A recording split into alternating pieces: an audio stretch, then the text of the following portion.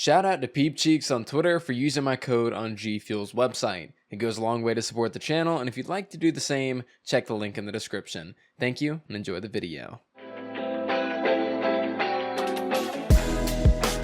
Did someone order a side dish of late TWAB? That's right, ladies and gentlemen, another Thursday TWAB means another of me waiting until Friday morning to actually make a video on it. These TWAB videos have practically garnered a cult following, as there are some hardcore Friday TWAB enjoyers out there, so I guess I'll keep doing them. Anyways, with today's TWAB, or yesterday's TWAB, Bungie talks all about Gambit. Is Gambit saved? Hell no. But is Gambit better? Yeah, I'd definitely say so. A lot of good stuff in this blog post, and thankfully, you guys got me to condense down all this information mumbo jumbo into something delicious and digestible on a Friday. Let's begin. Now, to kick things off, Bungie says that they've divided their breakdown of the new Gambit changes into 5 categories: the core activity, ammo economy, primeval tuning, invasions, and rewards. Now, you guys know me and how much I love my rewards, so let's start off by talking about Gambit's new reward structure first. Starting with Witch Queen, Gambit will be the second ever ritual activity to receive engram focusing options, 𝗁𝗏𝗃𝗏 being the first, of course. Bungie says that we'll be able to focus any Gambit engrams that we earn into either Gambit armor or weapons for 10,000 glimmer and 50 shards, and I'd imagine that we get Gambit engrams through the Drifter himself in the top right corner by leveling him up. Now, these engrams will include all the Gambit weapons except for the newest playlist weapon that was added for the season. So we'll be able to focus things like Bottom Dollar, Servant Leader, etc., but not the new Gambit auto rifle that's coming in Witch Queen, as that's only going to be earnable through actually playing in the playlist, and then after that season it'll be added to the focus farm, and then another weapon's going to take its place for the playlist reward. Now, Bungie is also adding a Gambit memento and old Gambit shaders to the Gambit loot pool when playing, and these can drop after matches whenever they're completed. Now, for those of you guys that don't know, mementos are the new legendary weapon cosmetic that we'll be able to get and apply to our weapons for weapon crafting. And as far as shaders are concerned, I'd imagine the fabled Gambit Jadestone shader will be a part of the shader loot pool for my fashion freaks out there. And aside from the direct Gambit rewards, Bungie says that they're also tweaking a lot of Gambit bounties by making them much easier to complete, and I'll throw that information up on screen for those interested in pausing the video and reading about it. Moving on from the new reward structure, let's talk about the actual Gambit rework, the stuff that concerns the general gameplay and the core activity itself. Now, first up, Bungie drops a miraculous bombshell on us by saying that Gambit is finally getting a freelance version to pick from when viewing the playlist. Thank God. I'm gonna be honest, Gambit as a game mode is super fun when playing with a group of friends, but for players that don't play in a full stack, absolute hell. This freelance playlist will finally eliminate the chance of those players matching up with Gambit goblins and give them a chance to actually enjoy the experience while they grind out guns, quests, etc. I'm super happy to hear about this, and Bungie elaborates on the addition of this freelance playlist by saying, "We are investigating ways to remove the need for freelance nodes that split the population and hope to have something for you later this year." So Bungie is very self-aware of what freelance playlists can do in regards to splitting the player base, so that's definitely good to hear for both Gambit and, most importantly, things like 𝗁𝗏𝗃𝗏. After talking about freelance Gambit, Bungie then goes on to talk about a ton of minor tweaks that they made to the general gameplay. Here we have things like a rotating seasonal selection of curated encounters. So what the hell does that mean? Well, this means that every single season, Gambit will have set enemies and enemy variety per specific map that you can expect every single time you load in. For example, loading into the Titan map may yield Scorn, and those Scorn will spawn a set way, and this will last over the course of the season, allowing players to master and plan accordingly, with these curated encounters being refreshed and changed when the next season rolls around. So basically, it's not going to be like 100% RNG every single time. There's going to be a little bit of rhyme and reason to the map that you're playing on and the enemy location spawns and what they are, allowing players to kind of prepare and to master this style of Gambit. Instead of having it be so RNG based, it seems as though Bungie's doing this to kind of make Gambit a little bit more competitive and not as chaotic, so I'll leave you guys to decide on whether or not that's a good thing. Bungie also says that they're adding more respawn points to all the Gambit maps to help players get into the action faster for both invaders and other players. They've also made a change to where players will always drop half of their motes when killed, and this of course can benefit your own team. Let's say your teammate dies to an ad and he had 15 motes on him, well, he's going to drop like 7 7, you'll be able to pick those up for yourself, or if you are an invader and you kill somebody with a bunch of motes, you can take their motes, go back to your base after the invasion is over, and you'll have a lot of motes on your hands. Invaders will also drop more motes when killed, so that's also going to incentivize you actually hunting down the invader as well, as there'll be a little bit of a mote reward for you and your team if you end up killing them. Now, Bungie has also made some changes to the revive timer and auto respawn system inside Gambit, allowing players to pick their teammates up quicker, but if they aren't picked up, their auto respawn will take even longer,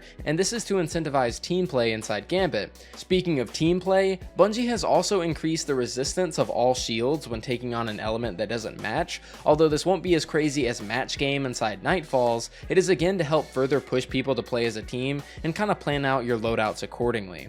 Outside of those fundamental changes, we'll also be seeing some Gambit labs, which is similar to Trials labs, and these are just fun little rule changes as to how Gambit is normally played, but it's a limited time thing. So we'll have things like Invasion Swap as well as Moat Thief, and I'll leave those on screen for you to check out if you'd like. Now, up next from the Gambit Labs, we have some changes to how blockers, draining, and the bank works. Starting off with the blockers, we have two main changes here. First up, Bungie's going to be buffing the 10 moat phalanx enemy by boosting its health a bit, as they viewed it as a bit too weak overall, despite its shield and its knockback ability.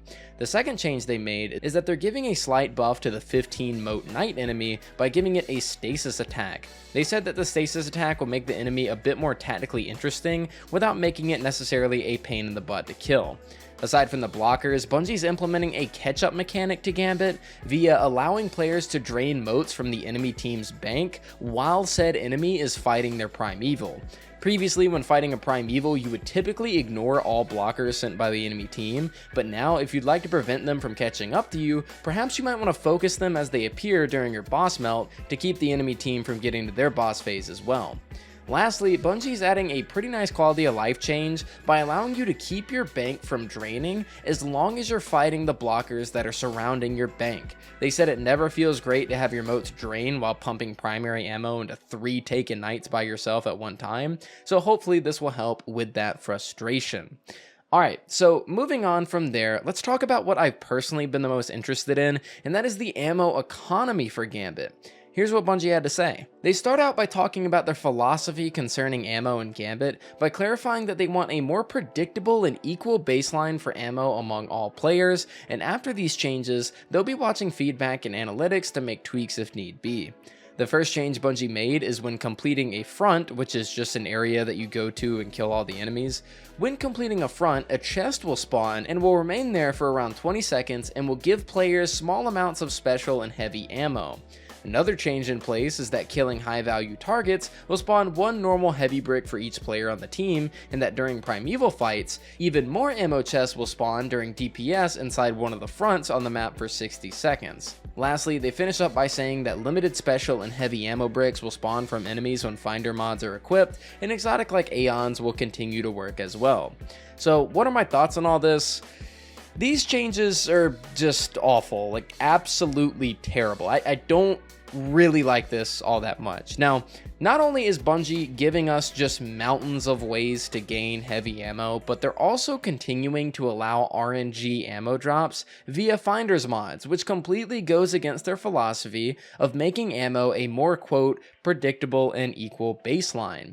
I think the mass amount of ways that players will be able to get heavy ammo is generally going to be a bad thing in regards to invading continuing to be super annoying, but Bungie does have some things to talk about regarding invading, and we'll get to that in just a bit. The Destiny community, though, is known for overreacting about things before they actually try them out themselves, so even though I think these ammo economy changes are pretty bad, I think we're just getting way too much ammo. There's just way too much. I'll hold my actual judgment until I can actually get my hands on the mode and play it, come Witch Queen. Now, moving on from Gambit's ammo economy, Bungie actually has some pretty big changes regarding the Primeval fights at the end of your Gambit matches, so let's see what they have to say. Bungie starts off by clarifying that they want Primevals to feel like epic boss fights that aren't super short-lived like they are now. It should be more than just burning down their health bar as fast as possible, and should have mechanics that aren't necessarily complex but are more than they currently are. They go on to say how they're retuning Primeval health in the Slayer bonus to force players into taking down way more envoys if they want an easier fight. Speaking of envoys, envoys will now spawn out in the fronts of the map instead of the bank itself, alongside with a group of ads accompanying them. Dealing with them will require moving away from the boss area and the bank, dealing with the ads, breaking their elemental shield, and get the kill in the Slayer bonus to bring down the boss. Bungie are also buffing the envoys by allowing them to apply an invulnerability shield on the PRIMEVAL, which will force you to kill envoys to remove it and allow for damage on the PRIMEVAL to continue. Lastly, Bungie says due to these new mechanics, the servitor boss, aka Meatball, has been removed from Gambit, and I couldn't be happier. Good riddance. So these changes seem really cool. It's definitely going to add a little bit of diversity, a little bit of spice to the traditional Gambit encounter. Instead of having a boss smack dab in the middle of the map and envoys spawning around it, the envoys are going to spawn farther out, forcing your team to split up. It's going to make the PRIMEVAL invincible, so you got to kill them as fast as possible to continue damage. This is definitely going to make Gambit matches a lot more interesting, and I can't wait to see how this plays out. Up next, we have the last of the Gambit rework, and that is the changes Bungie has made to invading. We got some spicy nerfs in here, so let's go over them. First up, the light level advantage inside of Gambit is now disabled. And yes, that used to be an actual thing. It's been a thing since Beyond Light, and some throwaway enjoyers out there have definitely taken advantage of being damn near unkillable when invading. I'm talking surviving a 4 times hone shot of Izanagi kind of unkillable. Now, moving on, an entire invasion phase has actually been removed, as invading can only take place during the moat phase at 40 and 80 moats, and invading can no longer be saved up, so invade or you'll lose your ability to invade for that time.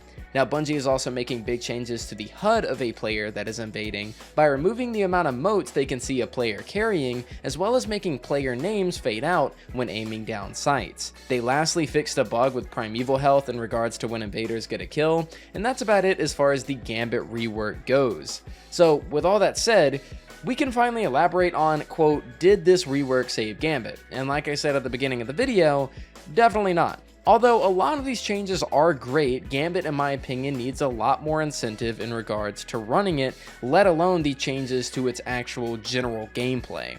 Your general PvE in Destiny has some of the best rewards in the entire game. Crucible provides not only good rewards, but really fun and sometimes mind-numbingly annoying PvP gameplay, and then there's Gambit. While it does serve as that PvE-VP mode that some people will continue to enjoy, I feel like it needs further reward incentives to really cement itself as a core playlist activity. Also, no new maps in the past like 1,200 days definitely doesn't help its case either. So TLDR, good changes, but the mode is far from being good, at least from what I'm seeing on paper. Not only does it need some work as far as the actual gameplay is concerned, it needs more incentives, and my god, does it need some more variety in terms of maps. Anyways, with all of the Gambit stuff out of the way, I guess we can talk about the other stuff in the TWAB. So let's just talk about other TWAB things. First up, I'd like to talk about the new Twitch bounty emblem that will be made available when Witch Queen launches on the 22nd. This emblem is gotten by donating 2 Twitch subs to a streamer while they're streaming Destiny, and super shameless plug here, I stream Destiny all the time, and will definitely be doing so on Witch Queen's launch day. So if you'd like to support my channel as well as get this new emblem, my link will be in the description. Come say hi sometime. Now next, Bungie shows off the new core playlist armor that we'll be getting with Witch Queen, and that Titan and Hunter armor are just looking sexy as all get out. That Titan helmet definitely reminds me of Halo, and I'm 100% gonna cop that bad boy and transmog it immediately. Bungie also gives some detail about ritual reward changes, like playlist rewards will be updated to only drop playlist gear. So when completing a strike, for example, you're guaranteed Vanguard armor and weapons, which is fantastic, and they also have some other stuff in here if you'd like to take a quick read. Now Bungie is also making some major changes to the season pass by re-adding seasonal armor, putting in umbral engrams, adding a seasonal sparrow instead of emblems, and a bunch of other stuff, so you guys can see that on screen. Way too much stuff, like nitty-gritty detail for me to read into, nothing too crazy there though. They also dropped a bombshell on us that the Shattered Throne Thrallway is finally not going to allow players to AFK for unlimited rewards, as well as completely invalidate weapon crafting in the Witch Queen, which is great. And then they followed up with another bombshell by saying that the boss stop as a mechanic is getting nerfed to hopefully keep us from yeeting into walls and killing us so often, so that's really good. Lastly, Bungie shows off the new Void 3.0 themed Eververse armor that we'll be seeing when Witch Queen drops, and that's about it for the TWAB, ladies and gentlemen. Oh, also, Eternity and Vostok will be the 2 returning Crucible maps come next season's launch as well. Anyways, guys, I hope you all enjoyed your weekly serving of the Friday TWAB. It was a blast as usual to make this video for you all, but I got some bigger fish to fry now as I have some banging videos dropping before Witch Queen rolls around. So stay tuned to the channel, and with that said, thank you guys so much. I really hope you enjoyed today's video, and I'll see you guys next time.